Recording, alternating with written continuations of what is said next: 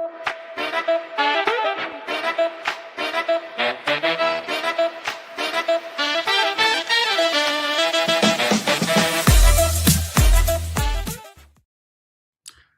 morning, everybody, and welcome to episode 0000033 of LivLive here, March 18th, 2026.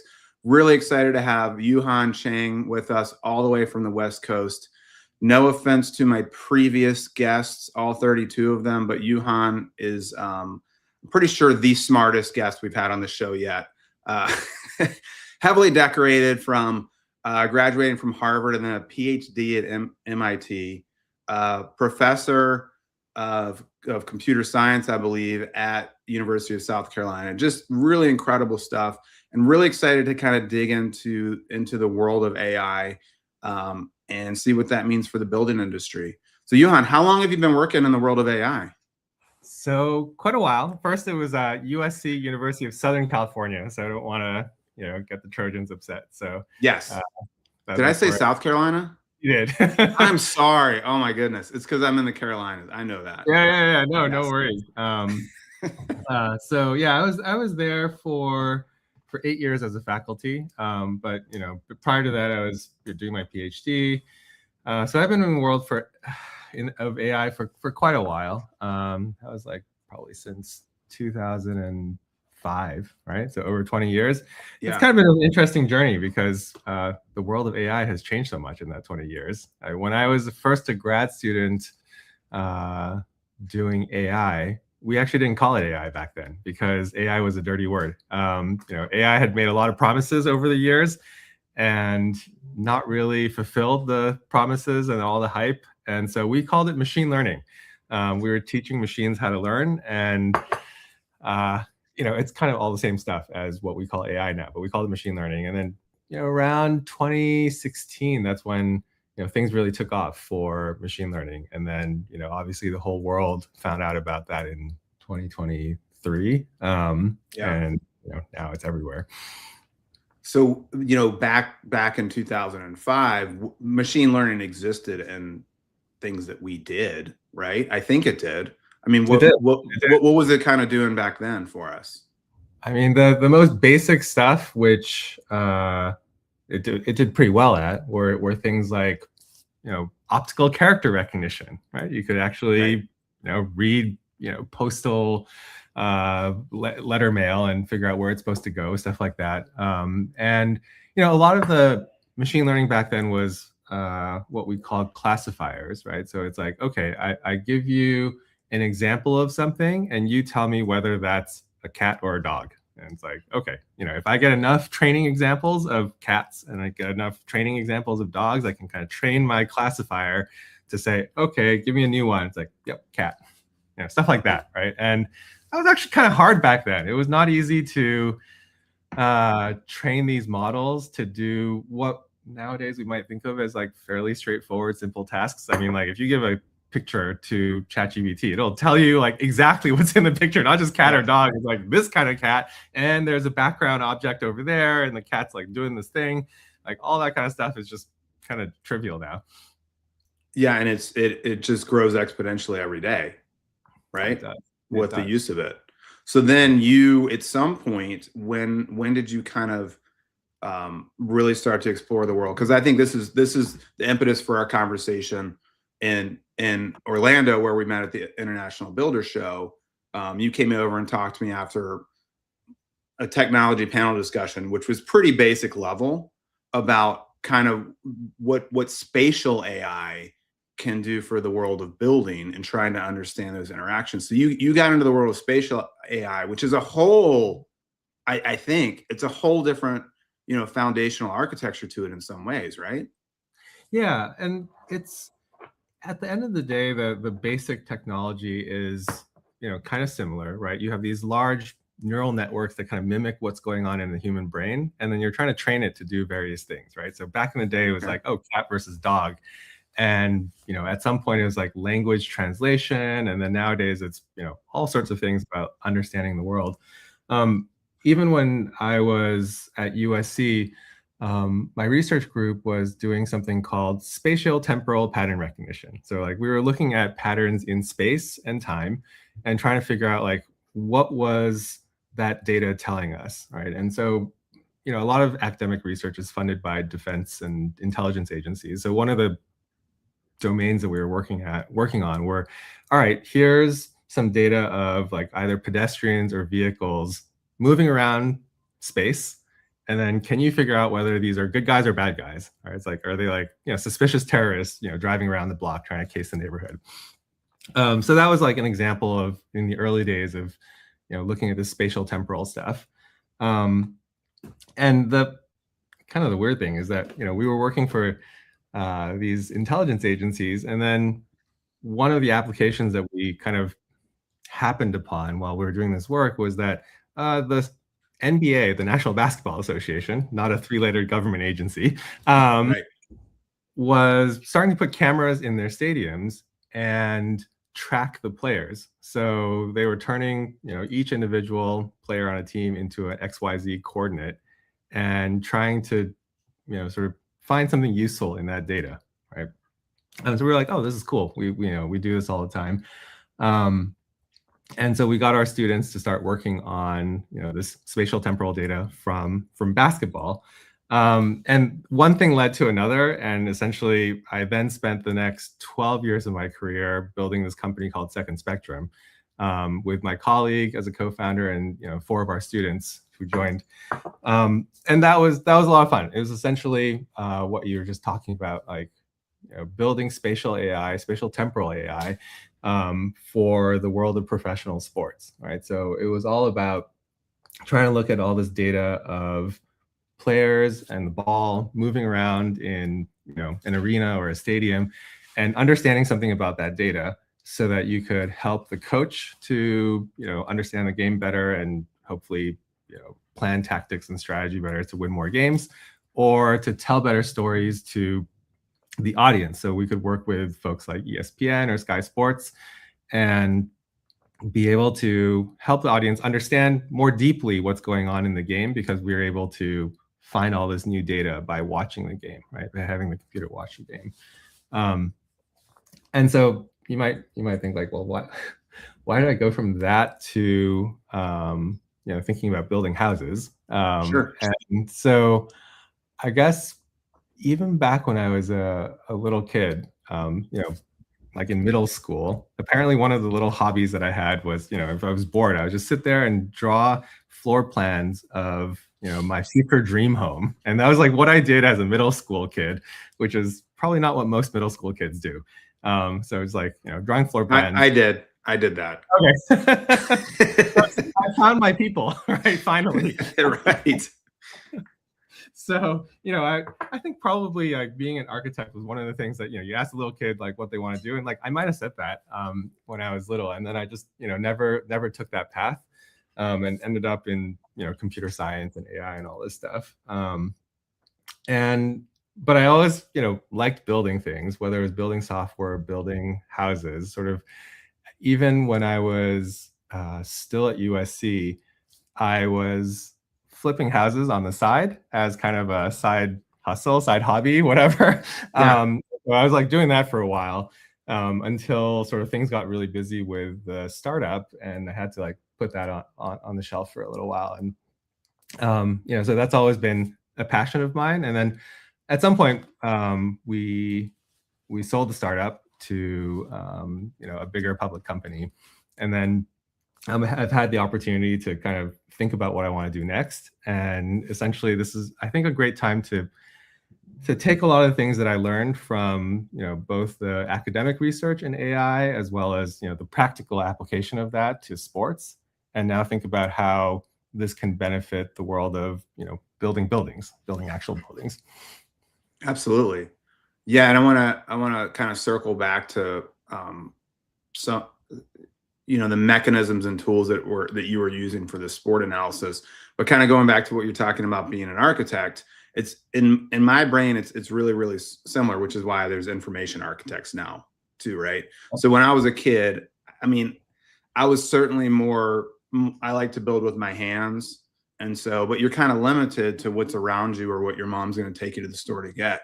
But when we got a computer and I had QBasic, it was like you can just make whatever you want. It didn't cost any money. You could just sit there all day long. So it's this exact same maker culture that I think, you know, aligns the design industry and the computer science industry in a lot of ways. I think the world of buildings became a little bit messier in that, which is where those probably separate a little bit. But yeah. Kind of go ahead. No, go ahead. No, I want you to add to that, because then I'm gonna go back to some of the sports technology.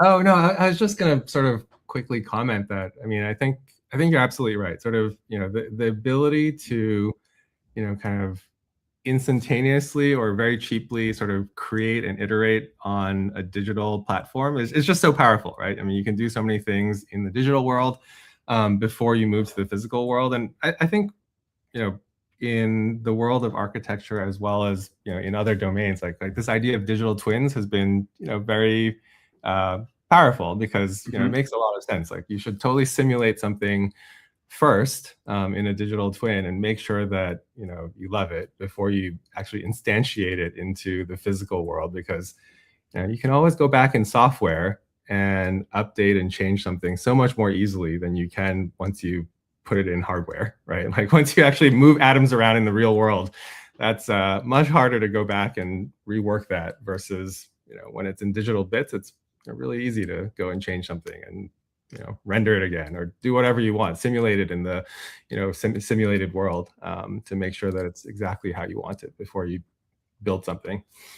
Yeah, and that's what's been really fun in our industry is, and you said, you know, the simulated world is our ability to and we've only kind of touched, you know, we're only at the tip of the iceberg in terms of what we can do in building simulation. But just the sheer ease in doing visualization and rendering and fly-throughs versus what it was 20 years ago is pretty ridiculously powerful. So we're able to, you know, test and simulate a lot more before we build it. When it comes down to the construction means and methods, that gets a little bit trickier, just in terms of the time and labor commitment.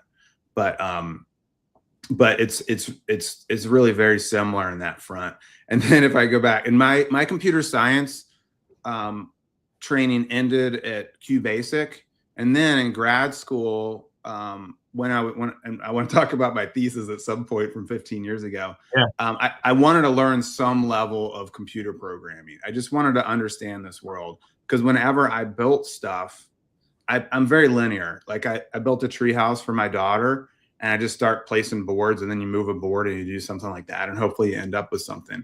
What I learned in my programming is I would just add all this baggage and then these hacks and these workarounds, and you just have this big messy orb, right? And then you just scrap it all, and then I was bored. Yep. And I wouldn't do it again.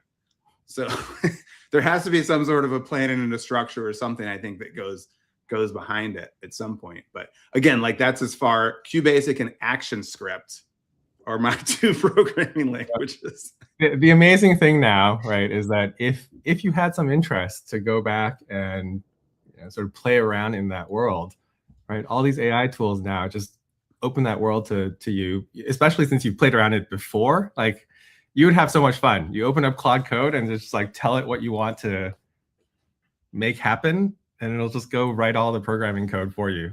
And that's cool. Like, and so I have boys that are going to be freshmen. I have twins that'll be freshmen in high school next year, and they wanted to take the computer science track. I'm like, but by the time you're in sophomore year, I know that's like an old person way of saying it. It's like, you don't need to learn that. The computers are going to do it for you, because I think you do need a foundation. I think they're going to learn Python or something. I don't even know what that is, but yeah. I think it's good for the kids to learn a foundation. And, you know, the world is changing so much now that it's really hard to predict that by the time they graduate from school or from college, like if they want a computer programming job, well, it doesn't exist the way that it used to, right? I mean, certainly, right, you know, you're not going to get the same kind of job that existed 2 years ago or even last year. But someone's still going to be building a lot of software, and someone better understand like what's going on underneath the hood. And so, you know, there's still definitely going to be computer programmers out there, but they're going to be doing things that are I think, more interesting and more high level, because you don't have to get in the weeds of, like, oh, I missed a parentheses over here or a closed bracket or whatever. It's like, no, the computer will take care of all of that stuff for you and more. But you still need to understand that at a pretty deep level. Otherwise, you get, like the hairball that you described earlier, right? You tell it to do this and this and this, and over time, like, it's going to get out of hand. And so that ability to design and architect a big system and to be able to, have a clear vision of where you want to go, that's still going to be from someone, a person doing that, right? And so sort of like those jobs are not going away. They're just going to get more interesting. Yeah. No, and it should allow more room for creativity is the idea, right? Exactly. So going back to the world of sports technology and machine learning and AI. So another thing that's changed significantly, I would imagine, in the past 10, 15, 20 years, or even 5 years, is the actual devices that can be used as well, right? So if we look at self-driving cars, all these things, they're obviously already attacking some sort of spatial machine learning at a high level. Were you guys using certain sensors, or was it off of film, or how were you getting the data that you needed? Yeah, so for Second Spectrum, we actually relied entirely on just vision, right? So just cameras and optical sensors. And we were able to get a lot from very, very standard consumer cameras. I mean, originally when we first started the company, we were using these kind of cameras that factories might put to like read barcodes, like industrial cameras that were meant for computer vision. But by the time I left the company, we were actually installing these things in the Premier League stadiums. We would put like 38 of these things around the stadium, and then triangulate all the pixels that were coming in from the dozens of iPhones that we were putting in the stadium. And that was what was allowing us to model like 10,000 points on the surface of a player's body and figure out exactly at that moment when the pass was being made, was any part of the playing surface of the player's body, past the second to last defender, and therefore was offside, right? Like we were doing some like VAR offside call stuff for the English Soccer League. And so that's what we were able to do from, all these phone cameras, right? Which is amazing. We're doing that like 100 frames per second too, which was kind of crazy. And I think the thing that might be more relevant for what we're talking about in terms of building houses and things, the LiDAR sensor that's also included on here is like really amazing as well. We didn't make use of it because the range on these things is only like 15-20 feet, and so in a big professional stadium, you're a little too far away from the players to do anything with LiDAR. But in the context of homes, especially, not really bigger buildings, but homes, like I can get a very accurate scan of this room or any room in my house just by like pointing my camera around, which has been really fun to play with. Yeah, and there's companies that are doing that. I know Render's one of them, and there's some other ones. I think it used to be Canvas, and now they changed their name because everyone got it mixed up with Canva. We do LiDAR scans of our house, but it's with a $4,000 camera that we bought 5 years ago before the iPhones could do it. So we use a Matterport. Yeah. So I mean that's part of kind of our digital twin, creation system, but there's still a big barrier between what exists and what will be. That makes sense. Like, how do we bridge that gap and really leverage, machine learning to help us get to, designed feasible solutions faster? And I guess some of the stuff that I'm curious about, I think this is where our conversation went a little bit, is ChatGPT. Like, we love to load an image in and say, oh, give me some other ideas for the stair. And we actually have a stair design. I was just curious. I don't have it set up. Otherwise I'd share the image, because I'm like, give me some ideas for the stair design. And it gives me ideas for the stair design that make zero sense whatsoever. Like it's a stair that goes to nowhere. Like, it doesn't actually understand what a stair is. It's like the 6 fingers that it always puts into people's images, right? Yeah, it was the weirdest thing. And like, it did this, or it's like an Escher drawing in some ways. It's like, what is it doing? So how is it? It's just looking at it as an image and some sort of reference library and assembling it, right? It's not really thinking about what's a roof, what's a ceiling, what's a window, what's outside and inside. Is that fair to say? Or this is my very simple way of thinking about it? No, I mean, I think that's exactly right. And that's the kind of stuff that I'm working on now that I think is really exciting, right? It's where the next step in all this, the latest AI kind of needs to go. If you think about how people made ChatGPT happen, it was training on the world's information as cataloged on the internet, right? So it's like reading tons of text, looking at images, maybe watching some videos, listening to the audio. But that's like the sum total of the knowledge that went into its brain. And then, what these AI algorithms are really doing is they take all that and they try to compress it, right? Because you can't sort of remember the entire internet. So you're trying to compress that into a much smaller set of knowledge so that when someone then asks you a question, you can spit something out that was approximately right? Because it was compressed. So you lose a little bit of knowledge and then you spit it back out when someone asks you a question. And that's why it works pretty well for things like text and images. Occasionally you get hallucinations because it's compressed and then comes back out. So you lose some information along the way. Right. Then you need to work on how to minimize that stuff, which the companies have done a good job at. I think it's gotten a lot better over the last couple of years in terms of the accuracy of the information that comes back out. But the AI has never experienced the physical world, right? It hasn't been an embodied intelligence where it's like, like us, we like walk around and explore the world. And so it doesn't have that training set in its head. So it doesn't really understand that, like, oh, as I move forward, this is how the structure of this room is going to change. And I can model that in my head. And I know sort of like this stuff is on my left, this stuff is on my right. And I can reason about these things that we take for granted because, like, as a baby, this is like one of the first things that we do is like start crawling around the world and exploring it.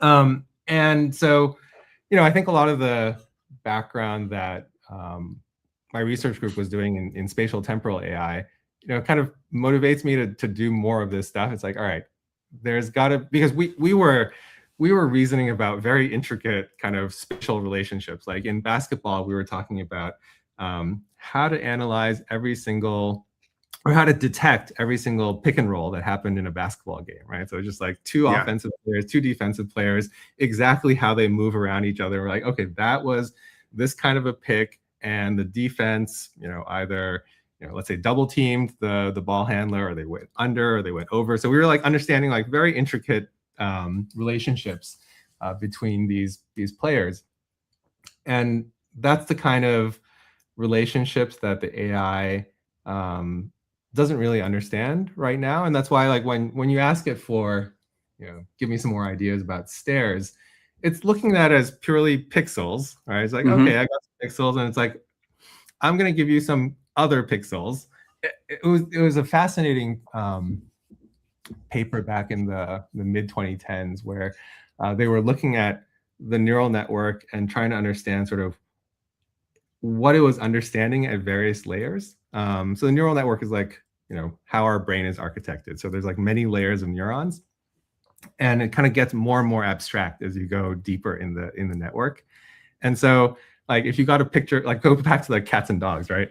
So at the most basic level, the neural network is like understanding, like, oh, here's a straight line and here's a curved line, right? Like the basic layers, the first layer of neurons is like detecting that. And then the next layer is like, oh, here's a circle. It's like composed of multiple arcs, and here's a longer line. And then the next layer might be like, oh, here's a thing that looks kind of like an eye. Like, oh, it's like kind of a circle thing with an eyeball. And here's like I don't know, an ear with like two lines making a point or something, right? And then the next layer you'll find like, oh, here's faces, like cat faces, dog faces, whatever faces. It's like two eyes and a nose or whatever. And then, another couple layers and you're like, cat. And over here, right? And so if you imagine like what's happening with the stairs, right? It's like, okay, well, you got a bunch of pixels. So they're like, okay, I got lines and stuff. And now you asked for a different staircase, I'm going to go back and into this network and then go down and then back up. And I'm going to generate you pixels that kind of look stair-like, right? But it's sort of like, it's not thinking about the semantics of a stair, right? It's not like, oh, what's the purpose of these stairs? Right? It's saying, okay, I'm gonna give you some eyes and some ears and like whatever, and put this together. And it's like, this is kind of a cat, right? Which is like how you get 6 fingers, right? It's like, well, you need a hand. It's got fingers. I'm going to give you some fingers. And right. 5. And sometimes it'll be 6, sometimes it'll be 3 or whatever. And it's like, yeah, I'm going to give you like treads. I'm going to give you handrails. I'm going to give you like this stuff that roughly like handrails are going to be to the side of the treads. I'll give you a bunch of them. And that's a stair, you know, from this perspective of kind of the dumb neural network that doesn't think about like, well, stairs are supposed to be this structured thing that's getting you from floor 1 to floor 2. And so that's kind of like what's going on there. And when we're when we're applying all this AI to help us get renders, it's kind of great at that to some degree, right? It's because it's like instantaneous. Like what else in history can you just like tell someone's like, hey, I want to, you know, render something in this, I don't know, in the style of Frank Gehry, and it's like, boom, you got like 5 different renders, which is amazing. Whether they're actually buildable or, you know, feasible, it's like another story, right? But at least you can iterate and, you know, have that creativity tool, I guess, to, you know, try out different ideas. And, you know, maybe 99% of them are going to be bad, but, you know, even being able to get 1 out of 10, 1 out of 100 ideas, it's like, oh, there's something there. I could dig further into that. It's already kind of a win, right? Because you're able to like get your juices going. So I think that's really cool. But wouldn't it be cooler if like the things that it's generating, it actually understood what it was doing? And it's like, no, like you could actually build this house. You could actually build it and it actually makes sense. And so I think that's the kind of stuff that I've been really excited about, is trying to, you know, create these models that actually understand the space that it's trying to help you imagine, and make those spaces actually make sense. Yeah, absolutely. And you know, with that, it maybe, you know, the language model comes from, I guess I'm curious, and I'm sure it's out there somewhere, are people creating, you know, machine learning modeling? So instead of just image generation or giving you an answer, it's actually building something. I would imagine so, you know, building. But maybe that's dumb, because maybe like the whole idea of having to have a 3-dimensional model in a computer will be antiquated by the time the machine learn can create a design. I don't know. Well, I think people are building this, right? If I'm understanding your question correctly, like there's this company, there's multiple companies doing this, right? One of the, you know, sort of bigger ones is called World Labs. So it got started by Fei Li. She's a professor at Stanford, and some of her former students. So they actually just got $200 million in funding from Autodesk, along with $1 billion other dollars from other sources. Right. So they're doing this kind of stuff where they're trying to build what's called world models that understand the physics of the 3D world. One of their biggest, you know, initial use cases is creating worlds for computer games, right? So it's just like, I need to be able to generate all sorts of fantasy worlds, realistic worlds, whatever worlds for computer games, and they have to be self-consistent and kind of obey some kind of, you know, 3D physics. Maybe not exactly our 3D physics, but, you know, a consistent set of 3D physics rules. And so they've been able to do some great work, right? Like, I don't know if you've played with their first product's called Marble. You can just like type in a prompt, and out pops a self-consistent 3D world that you can walk through and explore. Yeah. And you can do all sorts of crazy things like fantasy lands, space worlds, outdoors, indoors, whatever. And you can get these essentially playable worlds, right, instantaneously with a prompt. And then you can start trying to change the output of that so that, you know, it's like, oh, I want it to, you know, put a sofa over there. You can do stuff like that, right? Well, on that note, like how much, I mean, I don't know that it's quantifiable, but, you know, how much has the gaming industry really pushed the world technology forward?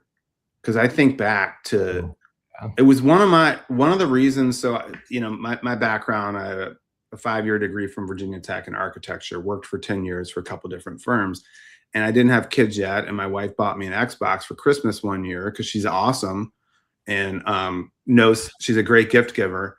And so I'd play Call of Duty, and I'd play, there's Mirror's Edge, and I'd play these games. I'm like, these worlds are incredible.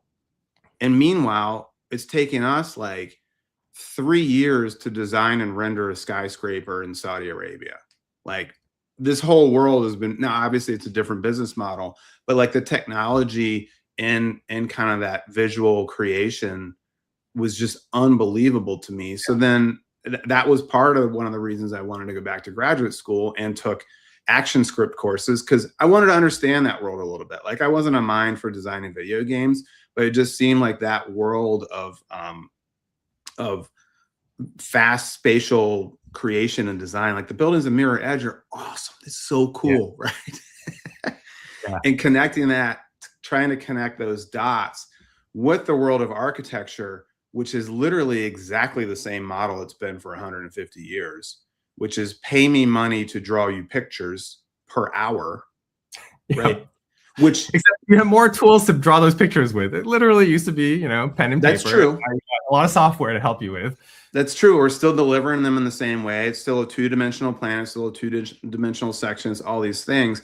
And I think you read my thesis on the flight. I'm not sure if you fell asleep reading it or not, but I was trying to bridge the gap, because it seemed like the only people who lived in houses that hired architects were the ultra wealthy. Yes. And so it seemed like there was a major market that should be able to access good design, but the reason they couldn't is because it takes so much time to deliver it. And meanwhile, I'm playing Call of Duty and it has 200 billion incredible houses in it already. Right. Yeah. And I think like that's what used to be the difference, right, between like the Call of Duty versus home building, right? Is that Call of Duty is a single game that millions of people around the world all play that game, because those awesome houses that they render in the game, like it took them a while to design those things, right? Because but it was worth it for them to design those things, because then millions of people were going to experience that same amazing scene and pay $60 for it. Yeah, that's right. And it was like $60, right? Versus you can't even get an architect to spend 15 minutes of their time with you for $60, right? So like, all right, if you're going to design a custom house, the economics are completely different, because you're like the one consumer of all of that work. So no one can really go and design and render a beautiful structure just for that one person. And so like that was the great thing that I was like fascinated with your thesis about, is like, all right, can we essentially, I think you use this word, like mass customization. Yeah.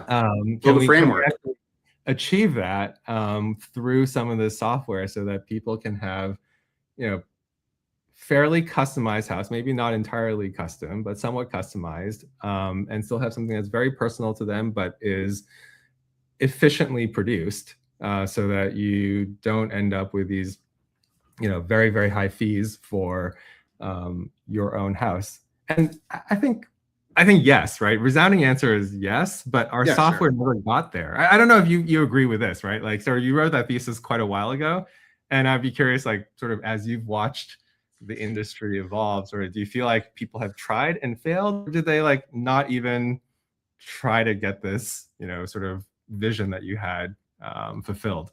Well, I think there's one company, I'll talk about them, that I think is trying to do it, but I think the reality is they haven't had to do it, because there's continued to be a housing shortage, and the home builders are buying and flipping land, and people are going to keep buying houses. So there's been no reason to do it. And the market hasn't said, hey, we need more customized houses. They're just excited to get a house, right? Yep. There's no market expectation, right? This is the way it's been for decades. And so, people go in thinking like, this is the way it always is, always has been. And so, there's no like dissatisfaction. I mean, there might be dissatisfaction, but it's just sort of acceptance of like, okay, well, this is the way it is. Yeah. So, I think there's a company called Hierarch. And they have, they see it as a tool to make, I believe, to make the builder's life more efficient, because they're able to have a rule set for a house and a framework, and then make modifications to that house, and then all the drawings and everything's updated accordingly.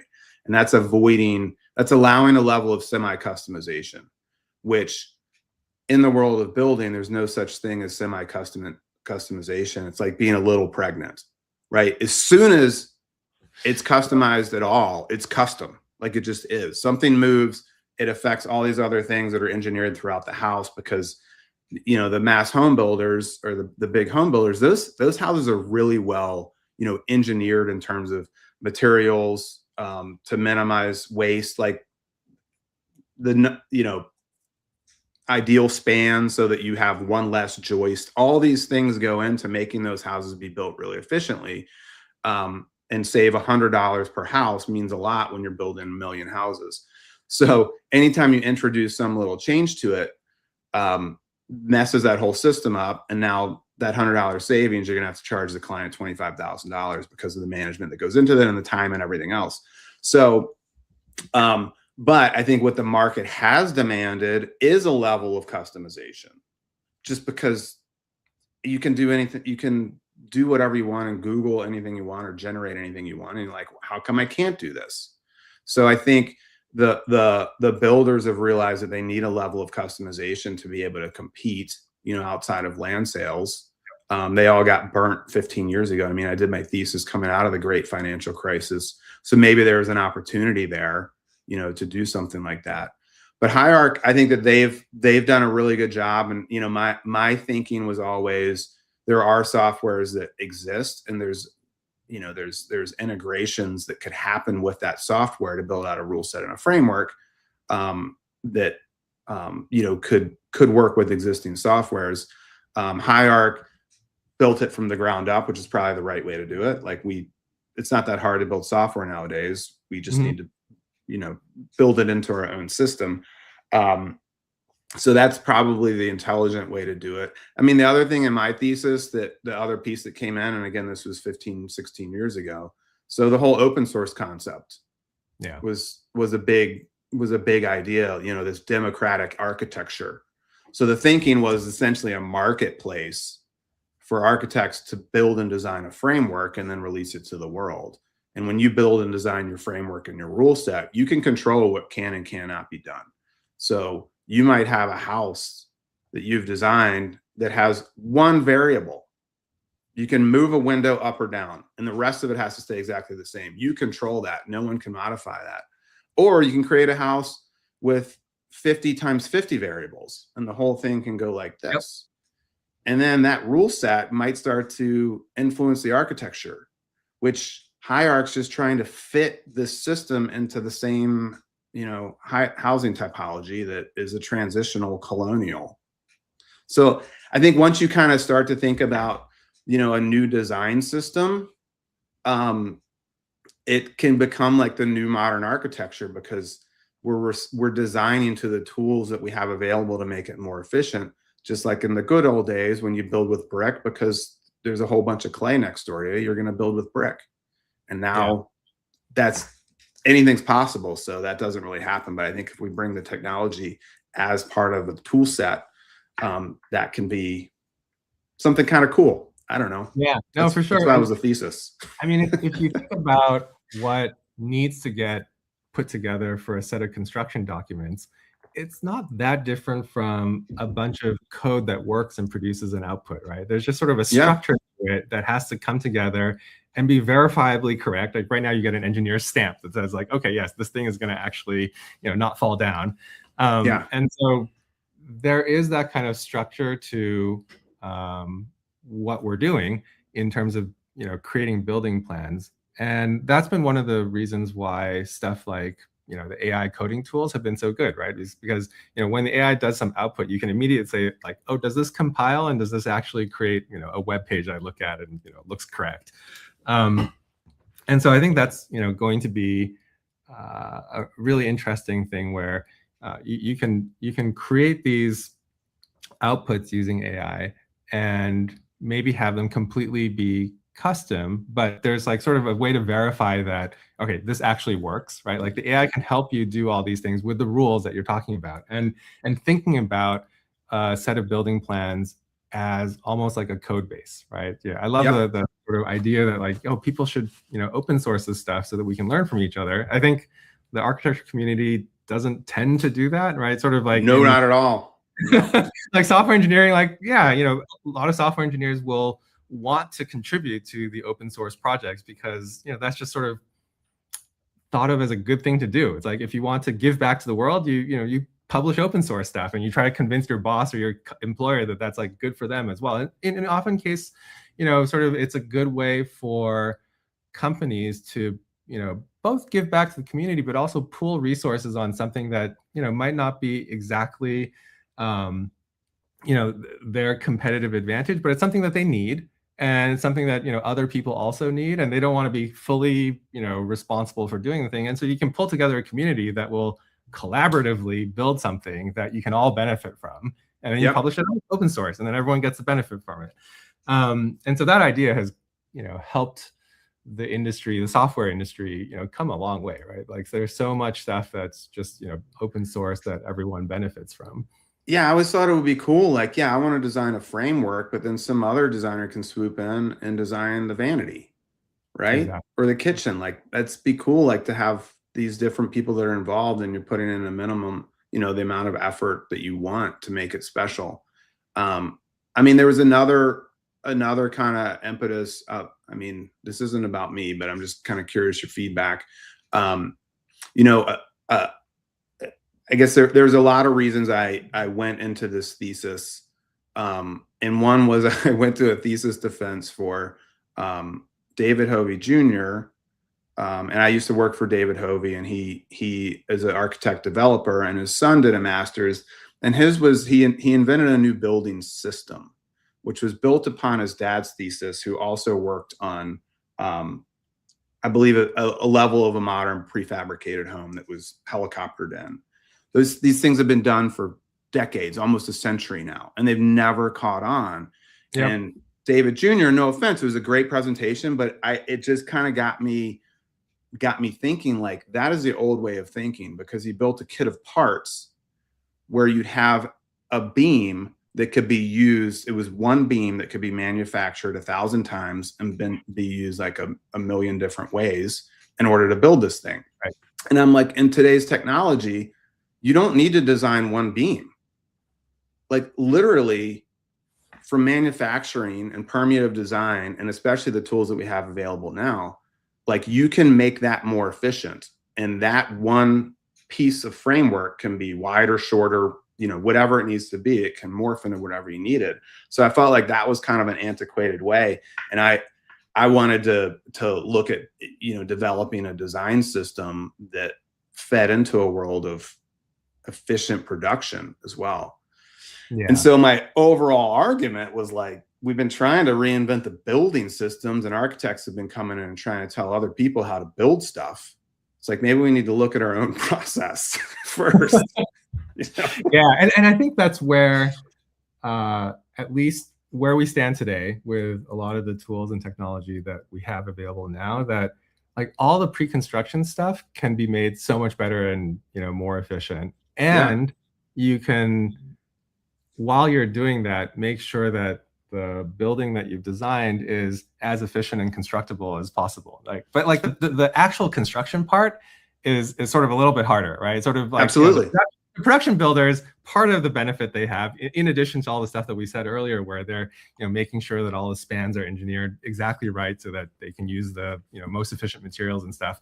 Like their crews are also just building the same thing over and over again. And so they're not going to make mistakes. They're like, they know how to do this stuff in their sleep by the time they're on the, you know, 50th house that they've built that's exactly the same.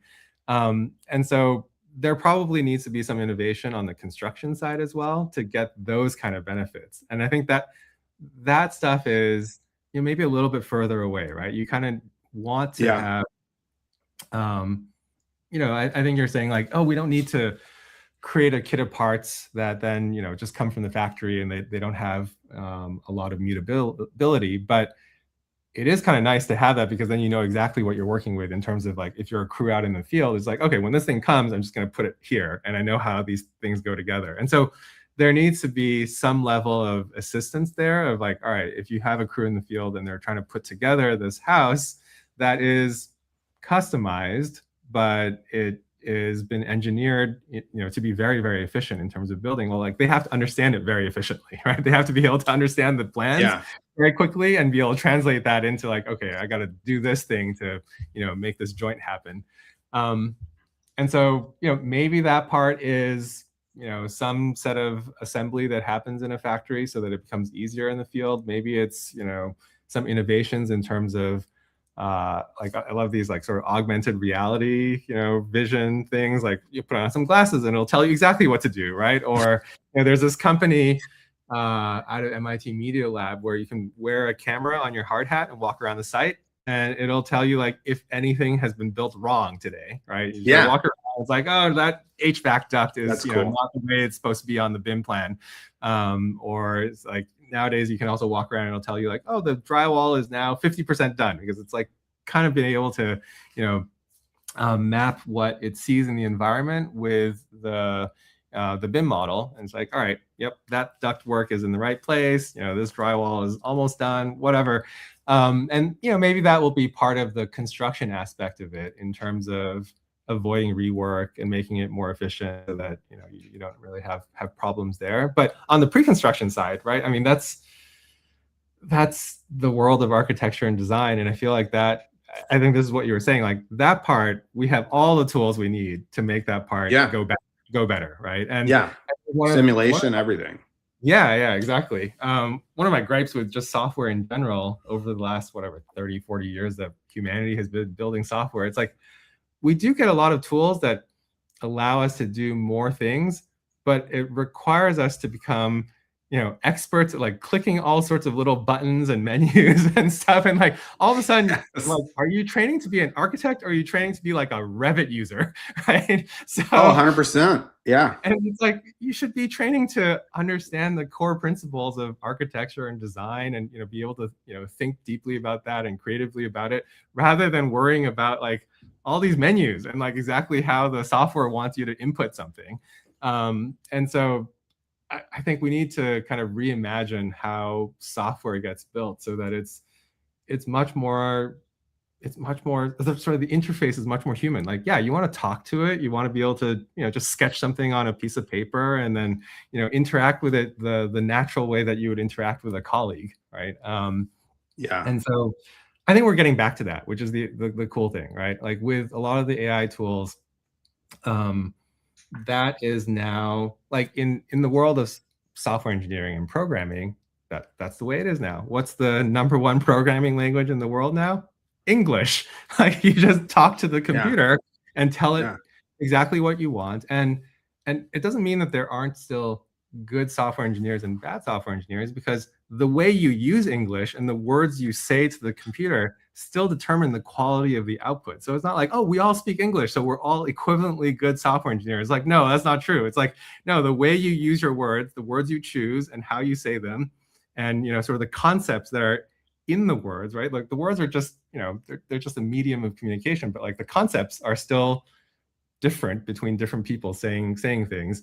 And like the concepts are going to be better or worse. And so like, but it becomes, you don't have to worry so much about the minutia that doesn't matter, right? You don't have to worry about like the close bracket or the whatever syntax. Oh wait, I'm in Python now. So it's like, is it equals or is it equals or equals? Okay. No. And you don't have to worry about that anymore. And so same thing where I think we're about to get to a world where, you know, you can tell the computer, it's like the rules that you were talking about. It's like, hey, I want to make sure that in this particular structure, like, you know, the facade is going to be a certain way. Like, I want my entrance door to be centered, and I want this to be, you know, a certain way. And the computer will understand what you mean by, I want this thing centered. And it'll just like make sure that it's centered. I mean, I'm sure you can do that right now in all the software, but it's like, oh, I can like right click here and do this thing and like, you know, give it all the right parameters to make that happen automatically in the future as I modify other stuff. But the computer should be able to just handle that for you. I love that. And I think that that's something that we struggle with today in the generations coming out of architecture school. And we're going through kind of how to dimension, how to communicate where things go. And it's relationship based. It's relationship. So if you're making it conversational and less technical, and then allow the computer to translate that into the technical way that it should be delivered, that's really, really valuable, as opposed to just saying, this door is 18 inches from here, the door is centered, and then allow that to translate that into the way to communicate it. Yeah. I love it, man. And exactly, right. And that's exactly where we are headed with like software engineering, where, you communicate intentions, and then it does matter sort of what the code is underneath, but most of it gets taken care of for you automatically.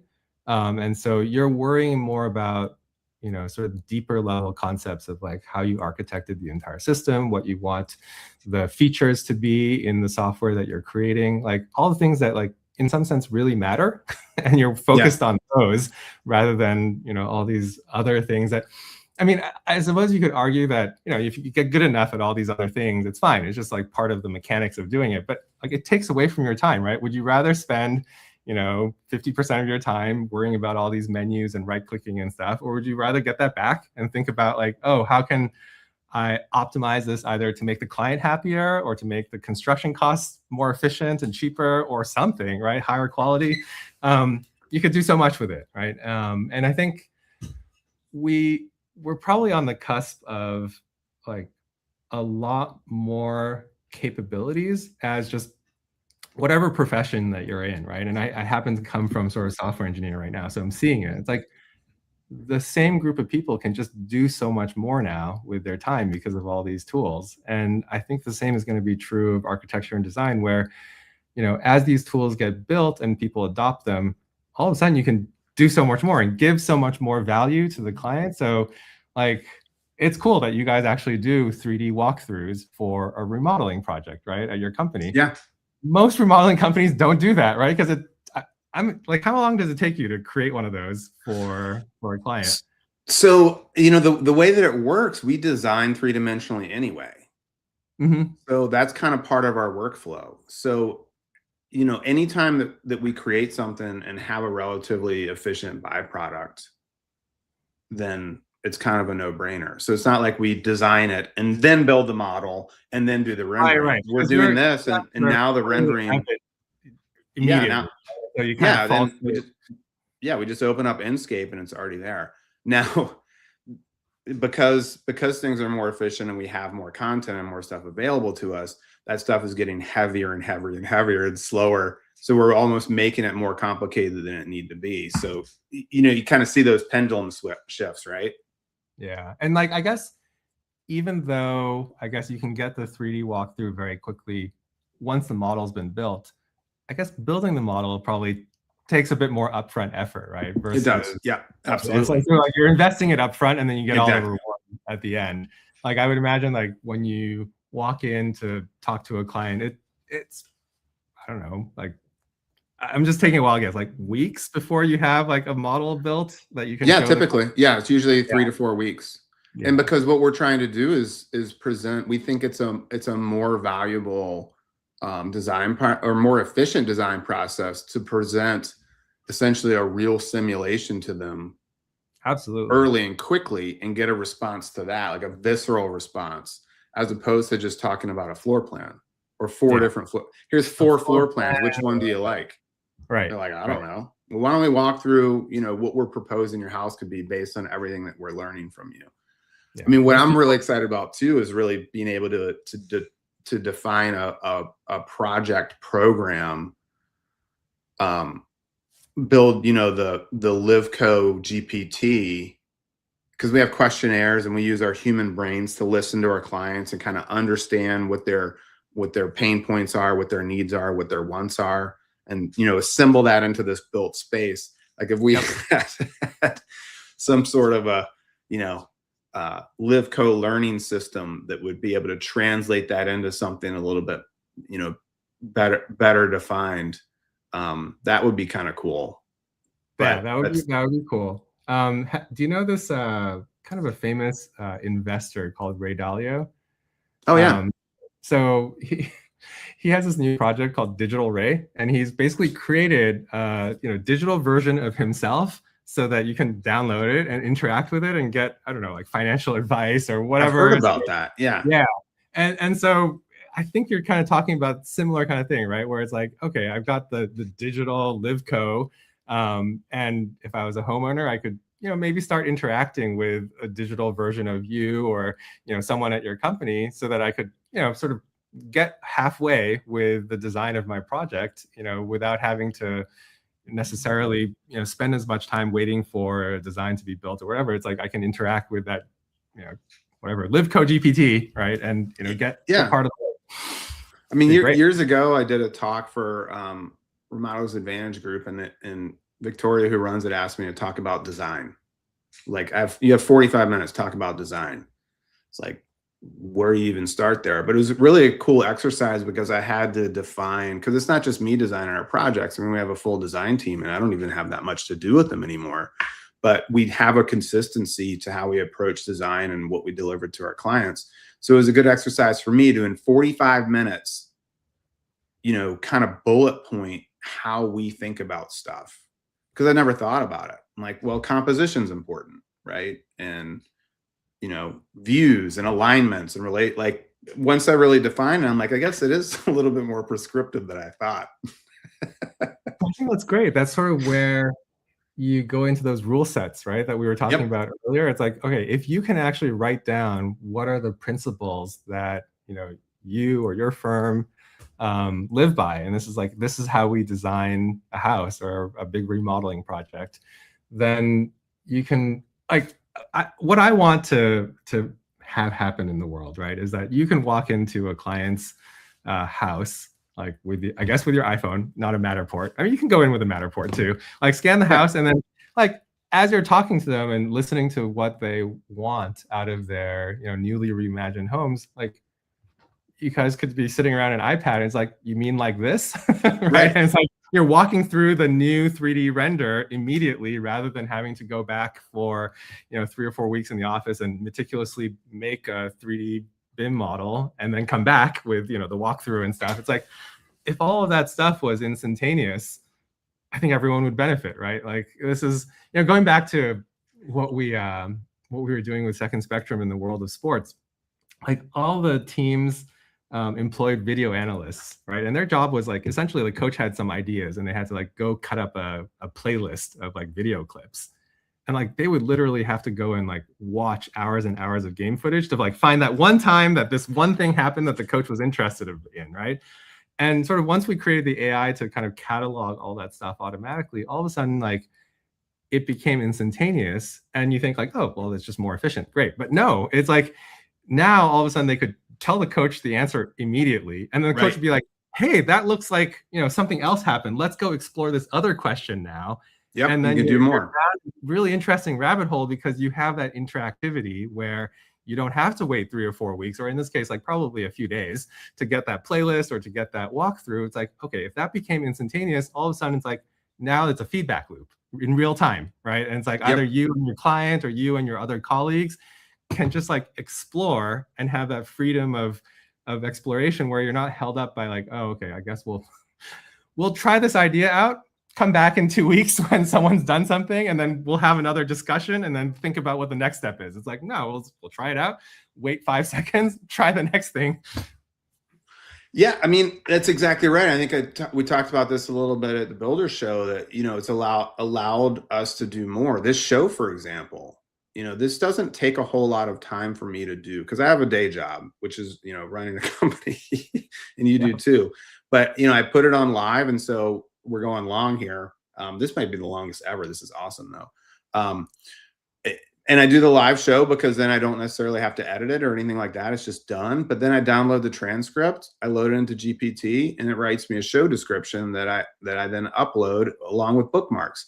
I wouldn't do that otherwise. I don't have time to, That's right, write what the episode was about. I could, But that's taken away from something else that I'm trying to do with my business. So I let GPT do that. So I probably wouldn't do it otherwise. And then someone who might be interested in this content would never be able to find it because I never did a show description.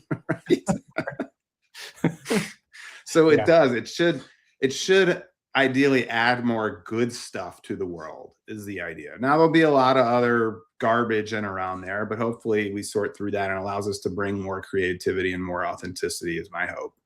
Yeah, and that's our jobs, right? Yeah. I mean, sort of, yes, people can use the tools and create a lot of garbage, but sort of as the professionals and experts, like, we're supposed to help that process along and make sure good stuff occurs, right? And that people know about the good stuff. And usually people will figure out that, like, oh yeah, I should listen to these people who are creating the good stuff, right? And like ignore the noise. Like that, humans are pretty good at that, and discerning sort of good versus bad. And so, like, as long as I think like it does require the profession to sort of adopt these tools and to be excited about them, and rather than to be afraid of them, right? Because I think, like, these days, like, some industries are like afraid of AI coming and doing things like taking away from things, but like there's so much stuff that AI can help with and unlock creativity and do good things in these industries that, like, I think as long as there's a focus on that, then as soon as you start unlocking those good things, people will start seeing, right? It's like, oh, I can do this now. That's pretty cool. It's like I have a new kind of tool in my toolkit that allows me to do much more than I was before, and sort of instantaneously give sort of myself, my colleagues, my clients, like, more value. Yep, absolutely. Yeah, that's my dream. And then there's going to be people who are just going to be a little bit lazier, but that's okay, because maybe they'll have more time to spend with their family. Right? Yeah. Well, I think, like, this is it's called, like, Jevons paradox, right? It's like when it's a little different application. It's like when you make something more efficient, sometimes more of it gets used, right? Because, like, the thing that was valuable and now is like cheaper, like, people are like, oh great, I'm just going to do more of it, right? Rather than it's like, oh no, I'm going to do the same amount and now it's going to be cheaper. No, like, this thing was valuable, so like now that it's cheaper, I'm just going to do more and more of it. And so, like, I think that's my prediction of, like, what's going to happen is that you're just going to be able to unlock the creative potential of so many people who before it was like, oh, do I really want to go learn Revit and go figure out all this stuff? It's like, not really, but now I can do it because I just talk to the computer and I can create these buildable, beautiful 3D worlds, buildings, and I don't have to go through all the menus and stuff and do all that tedious work. I can focus on the cool stuff. And, like, I think that's probably just one little example of, like, what people are going to end up finding that you can do with the future tools that we're building. But that's exciting, right? I think people can well, I think people always want to do more, right? And like there's like a lot of curiosity in the world, and so you're just unlocking that curiosity for people to go and explore. Yu-Han, this is awesome, man. I know we went over an hour. It's supposed to be a 30-minute show, but no, we always go long. It's kind of a running joke. All right. I have kind of a very specific question I'm just curious about, because you talked about it a fair amount. I think it's helpful for the listeners too. So when you use AI, when you're using GPT or Claude or anything like that, do you do voice prompts? Do you talk to it, or do you type them in? I do both, depending on the context, right? Sort of, if I'm just sitting at my desk, I'm just, we grew up typing on keyboards. I'm just, like, kind of used to it. But voice is great, right? Like, sort of when I'm driving somewhere, it's like, I'm often just boot up ChatGPT and talking to it and learning about something new that I was always curious about, and, like, now I can do that. Another nice trick that I kind of do is that when I'm typing and working at something, and I don't want to switch context, like all my windows are properly laid out on my screen, whatever, and I just, like, have some other questions, I'll have, like, ChatGPT on the side and talk to it, right? So it's just like another modality where I can, talk to it, figure something out that I want to, sort of look up or something, and then continue doing the work that I was doing on my computer. But voice is great. I mean, that's such an unlock for the world. It is. You know, like especially if you're on a phone or something where you don't have a nice keyboard, like it's just really slow typing something on a phone, right? Whereas now, like, I was mentioning this earlier, it's like if you and your client are just sitting around an iPad, you can just talk to it. You can talk to it like another human being, and then the computer should be able to respond to you and, move the door over there, or make the vanity bigger, or whatever it is. You can just tell the computer and it should just do it for you. And that's just a much better interface than like click on, sort of move the mouse around a little bit, all that fussing around. Yeah, I've heard, and I need to get more used to it, because I've heard the voice prompt is more valuable because you're saving a step where our brains are like trying to translate it into something of how we want to prompt it. And like if you just go direct from your brain through your voice into it, you're skipping that. You're giving it actually like more context, I think, and it's more efficient. And there's one of the cool things about the voice mode stuff, which I don't know if you've played with it, but no, I need to do more. Like I played with things like there's this dictation software like Dragon Naturally Speaking, stuff like that, where you could talk to your computer using your voice and it could transcribe what you're saying.